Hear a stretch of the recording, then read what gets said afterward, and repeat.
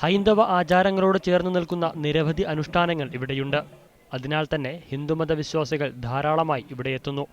എന്നാൽ ക്രിസ്തീയ മതവിശ്വാസ പ്രകാരമാണ് ഇവിടുത്തെ പ്രധാന കർമ്മങ്ങളും നടക്കുന്നത്.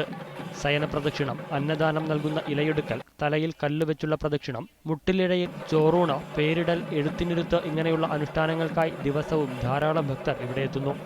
ഇവിടെ നടത്തപ്പെടുന്ന നേർച്ച കാഴ്ചകൾ ഭക്തർ സ്വമേധയാ നടത്തുന്നതാണ്.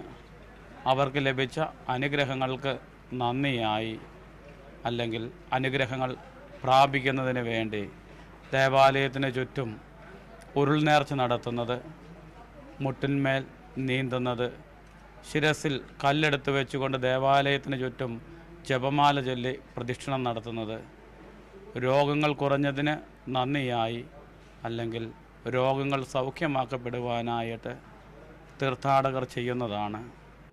മറ്റു ദേവാലയത്തിൽ ഇല്ലാത്ത വിധം വിഗ്രഹത്തെ കുളിപ്പിക്കുന്ന ചടങ്ങും ഇവിടെയുണ്ട്.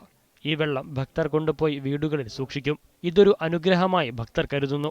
കിഴക്കിന്റെ ലൂർദ് എന്നാണ് പള്ളിക്കുന്ന് പള്ളിയെ വിശേഷിപ്പിക്കുന്നത്. ജനകീയ കമ്മിറ്റിയുടെ നേതൃത്വത്തിൽ നടത്തുന്ന പെരുന്നാളിൽ പങ്കെടുക്കാൻ മലബാറിന്റെ വിവിധ ഭാഗങ്ങളിൽ നിന്നും ആയിരക്കണക്കിന് ഭക്തരാണ് എത്തിച്ചേരുന്നത്. മീഡിയ 1 വയനാട്.